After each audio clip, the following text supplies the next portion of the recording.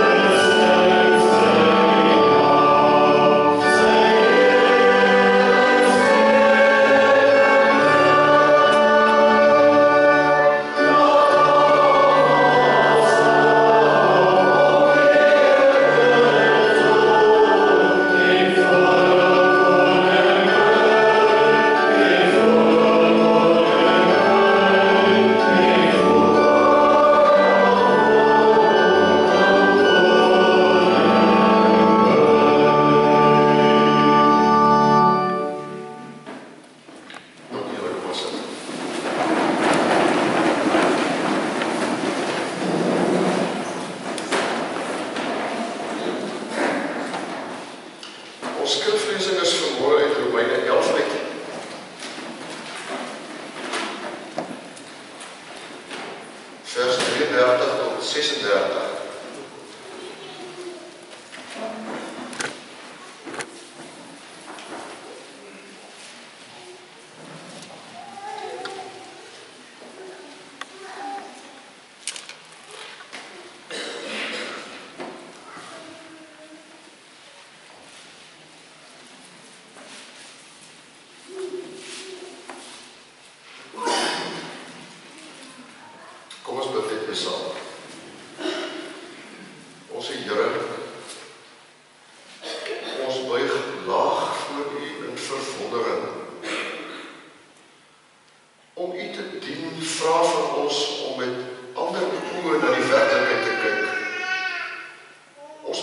weer rekening hou met 'n wêreld langs ons wêreld.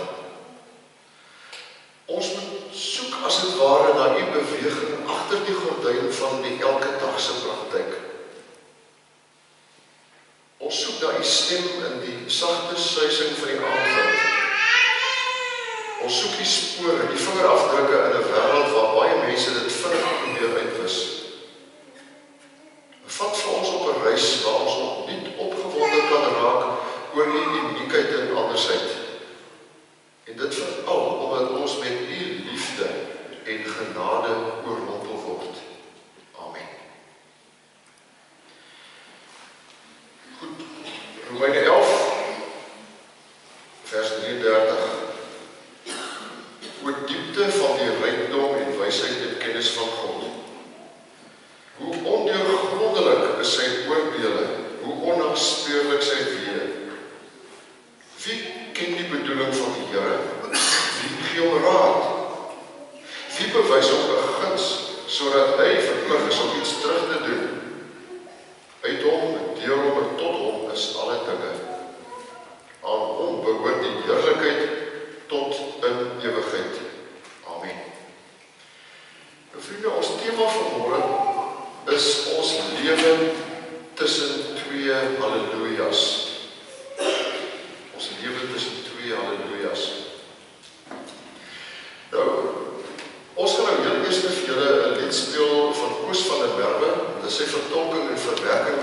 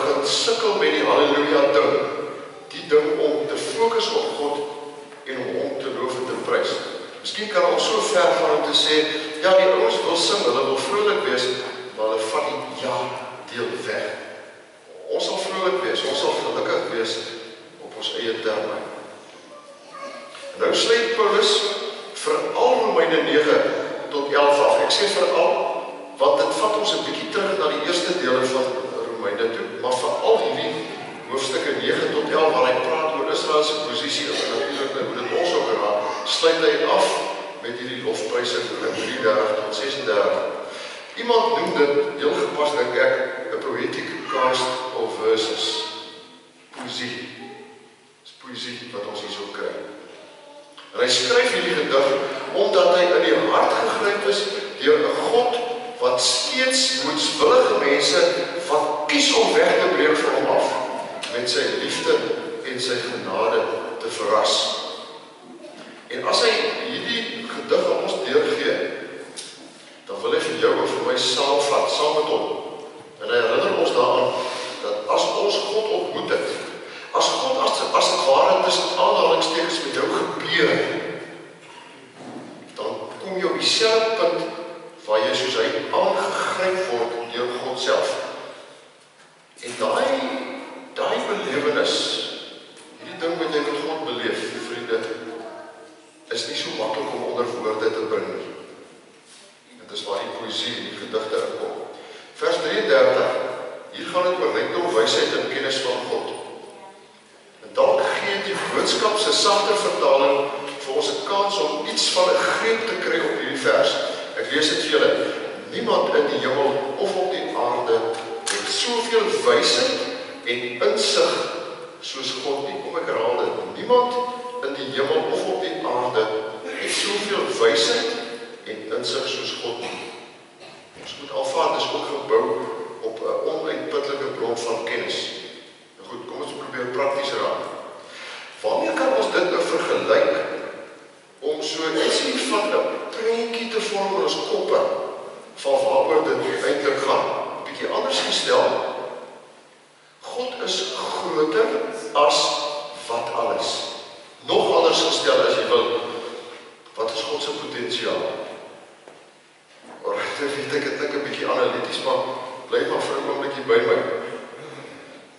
Ek wil ook dat ons vanmôre vir verandering 'n bietjie wegstap van die gebruikelike voorbeelde wat ons altyd uit die Bybel uithaal as ons hierdie punt wil illustreer. So kom ons kyk 'n bietjie rond. Kom ons kyk na 'n versameling van kennis, slim mense as jy wil ook, en selfs op 'n manier wysheid. Dit wat ons rondom ons raakloop. En ons vergelyk God vir 'n oomblik daarmee. Nou, op hierdie punt moet ek dadelik vir my sê, as ek nou na voorbeelde soek, dan moet ons miskien die SABC se raad buite rekening laat. Ek dink hulle bring die gemiddeld sleg af. Kom ons kyk eerder na die bymekaar sit van al die akademiese personeel reg oor die wêreld. Wat 'n verskeidenheid skiet nie dan in jou kop nie, hè? Van kundiges in terme van lettere en wysbegeerte, al daai tipe goede, regdeur tot by die natuurwetenskappe. Nou kan jy dink waarvan draai al daai goed, hè? Miskien moet 'n mens dink aan die bymekaar gooi van elke liewe biblioteek en museums. Of ek het die stukte skoene aangetrek om te dink, miskien moet jy eerder gaan kyk na die sogenaamde supercomputers, terrein waarvan ek nou bitter min weet. So ek is nou baie presies wees as ek hieroor praat. Maar in November 2013 was China se Tianwen-2 die supercomputer wat volgens Wikipedia die vinnigste in die hele wêreld was. Dan praat hulle van 33.86 petaflops, oftewel 33.86, luister nou mooi, quadrillion sogenaamde floating point operations per second. Nou ek aanvaar hier sit ergens iemand wat die goed vir ou mooi sal kan verduidelik. Ek verstaan dit nie mooi nie. Maar vir my as 'n leek wil dit ietsie sê van dat hierdie supercomputer kan hierdie onnoembare aantal komplekse berekeninge doen om probleme op te los, soos byvoorbeeld die ingewikkelde weervoorspellings. Dit gaan oor desimale punte en ek weet nie wat alles nie. Miskien 'n bietjie meer aards en ek het nou tog gesoek om ietsie van die Bybel net vir 'n oomblik by te sleep. Miskien moet ons probeer om 'n span Salomos ook in hierdie groep te kry, hè? Of dalk iemand soos Steve Jobs, daai geniale en moeilike stigter en later 'n CEO, as ek my Engels kan gebruik, van Apple, baanbreker in terme van persoonlike rekenaars, revolusionêr. En die kinders het ook gesien, ek het nie geweet nie, maar hy was ook die stigter van Pixar Animation Studios, die ouens wat die comics maak, hè? En was hy op 'n stadium ook op the Walt Disney Company se raad van direkteure. Kom stop vir 'n oomblik hier. Ek hoop jy voel saam met my aan, ons het nou 'n klompie bilperde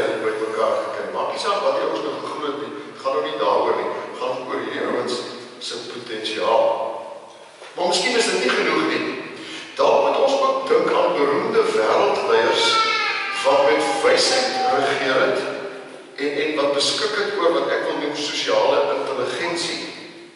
Jy kan ontspan, ek gaan nie probeer name noem nie. Maar ek het ook gedink, daar moet ek dink aan van ons ouer geslag mense. Daai ouens wat so naby aan die natuur groot geword het en daai soort lesse geleer het. Vriende, in wat van die wysheid wat lewe in die koppies van die klein mensies wat so rondom ons knieë hardloop, né? Iemand vertel soos volg. Sy sê, ons het oor die koue in Antarktika gesels, waarop my kleinseun so ongeveer 5 jaar oud uit die blou te sê, as ek daar gebore word, moet my maatjie se breipen in 'n wol insluk dat sy my trui kan brei. Dis te koud daar om kaal in die wêreld te kom. Ek sê weer vriende, ons het op hierdie stadium nou al 'n bietjie van 'n formidabele span, slim en wyse mense, en ons het nou al eintlik 'n bietjie berge van kennis bymekaar gemaak. En eintlik sê die Bybel vanmôre vir ons in terme van God se kennis, wysheid en insig, dis groter.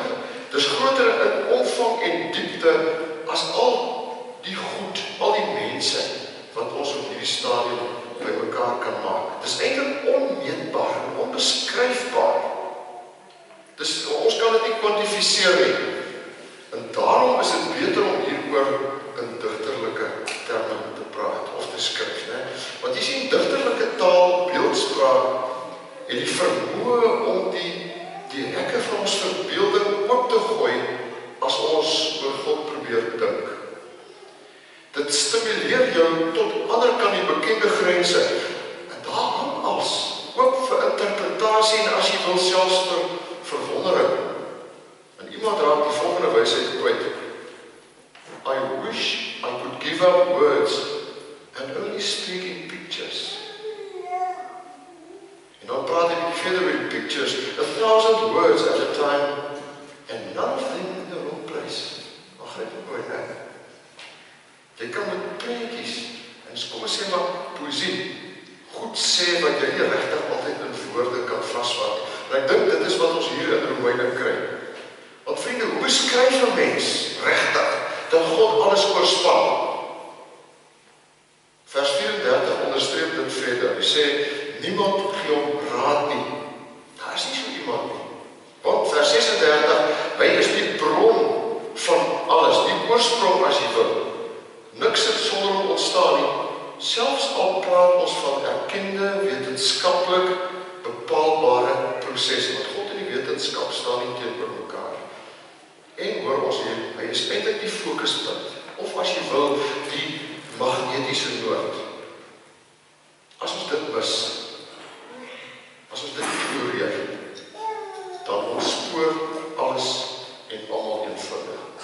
En dan vers 36, aan hom behoort die heerlikheid tot in ewigheid.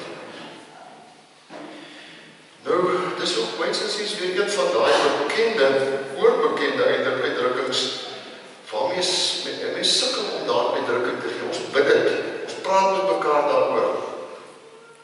Maar jy nou al 'n bietjie probeer om regtig te sê waar jy dink. Ek weet een van die tradisionele lyne is om te dink aan die glamour, die mooi goed rondom 'n koning op sy troon en al daai tipe van goeders net. Maar dan moet ek sê, toe ons op die straat so net voor 8 in die stad terugkom en ons ry nou weer in een van ons berigte bloulig brigades vas. Toe verdwyn die prentjie van die glamour van die ouens daarbo weer met die kop uit. En ek wil verkies om 'n bietjie ander draai te gooi vir môre. Ek weet, mense kan ook gaan aan die konings in die Bybel en dit goed. Maar ek wil 'n bietjie ander draai gooi. Waaroor gaan dit eintlik as ek praat van heerlikheid? Dit gaan oor asem wegslaan goed, as jy oor God moet dink. Verwondering. En waar kry jy mense dit mooier, as jy dink aan kinders se gesigte as hulle voor 'n poppenkas staan, en daar speel 'n verhaaltjie af. Hulle roer nie, né? Of om voor iets groots te gaan staan, iets wat moeilik onder woorde gebring kan word. Soos byvoorbeeld, om by die Victoria waterval te gaan staan met jou nat gesproeide kuif. En dan dink ek ook aan die gelukkiges onder ons wat miskien oor see was, en dalk al by groot goed soos die Niagara waterval gaan gaan staan het. Hè? Of as jy met branderplankeriers praat, ons is nou bevoorreg om regte branderplankerye in ons familie te hê. En hierdie ouens kry so 'n ander uitdrukking in hulle oë as hulle praat oor die golwe by die Mavericks by Noord-Kalifornië. As jy bietjie wil gaan Google en dan die goeders kyk, dis nog iets om te sien. Ons praat van golwe van gemiddeld 7.6 meter wat wissel tot 24 meter. 24 meter. Ek weet nie wat in die nuus gisterand gesê nie, want ek het rondgeloop, maar Vrydag aand is ons gewaarsku teen die hoë duiding om die Kaap van 6 tot 9 meter. Dit is groot, né? Ons praat van 24 meter. Dit is vreesaanjaend. Dit is lewensgevaarlik, daar word flieks oor hierdie goed gemaak. En as hierdie ouens byvoorbeeld 'n branderplan kompetisie aanbied, dan is dit nie oop vir almal nie. Dit is net spesifieke ouens wat hierdie goed kan doen, wat so toe genooi word, onder dit lewenservaring wat gevaarlik is. Maar vriende, as ek nou so na julle kyk, en ek dink aan myself, dan moet ons na die meer gewone ouens se kant toe kom. En selfs vir ons gewone ouens, wat het ook in die branders waag, kom daar toch ook oomblikke wat ek maar wil doen, oomblikke van magic, nie waar nie. Maak nou nie saak hoe groot daai brander is nie. Dis daai oomblik dat jy 'n lekker fris brander vang en dit daar afwaag. En daai belewenis van ietsie tussen ekstase en 'n tikkie angs waar jy jou beheer prys gee en daai brander jou eenvoudig saamvat op 'n bosrit.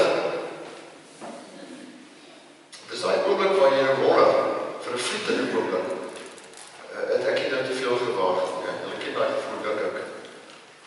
Of om by die see te gaan staan as die weer onstuimig raak, met groot oë te kyk as reuse branders teen die rotse ontplof.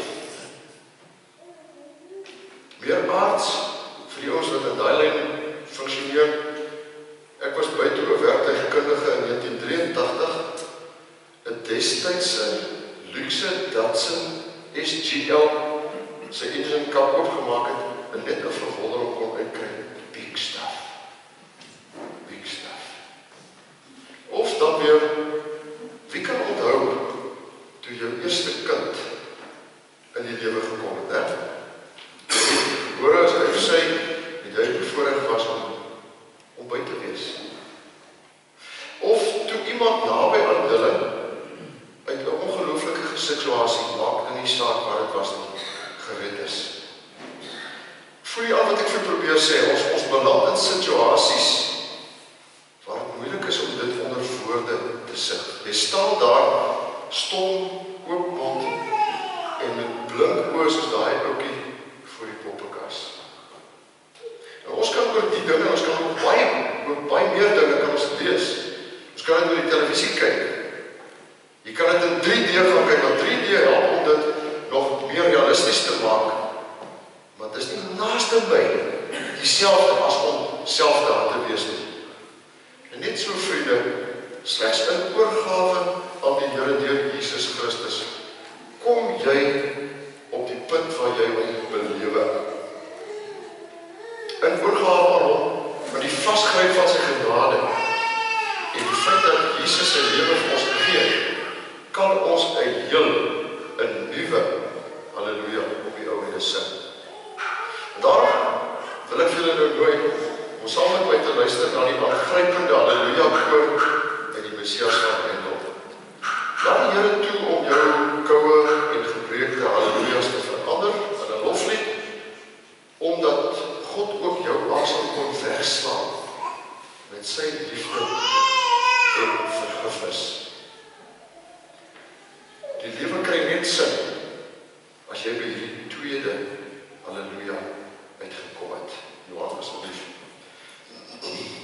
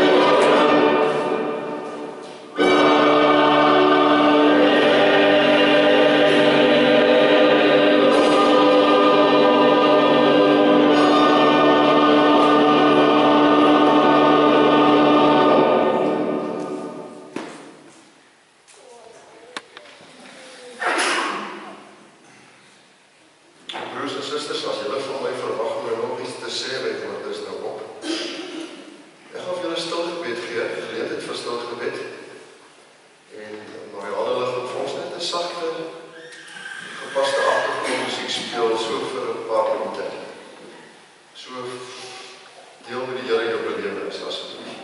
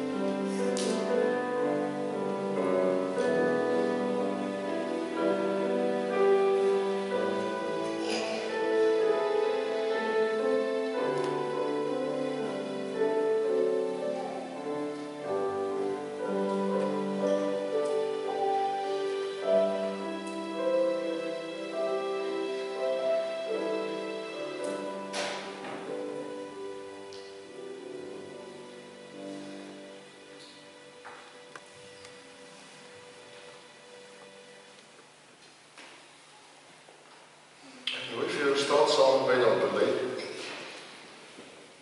Ekskuus ons hart op ons geloof.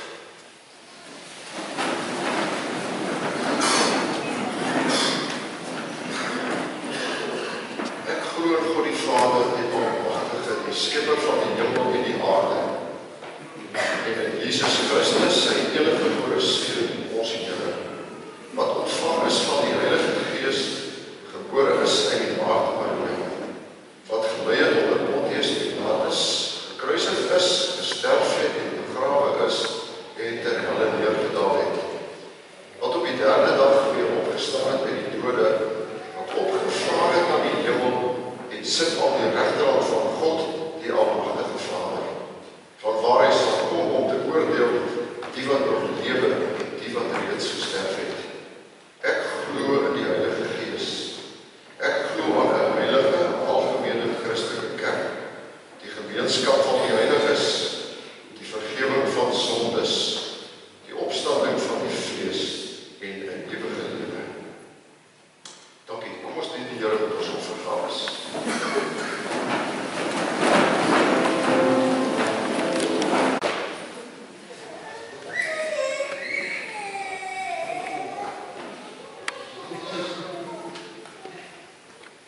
Goed vriende, kom ons sluit af met Psalm 124, Agnus Dei, waarin die Halleluja ook weer na vore kom, asseblief as ons slot doen.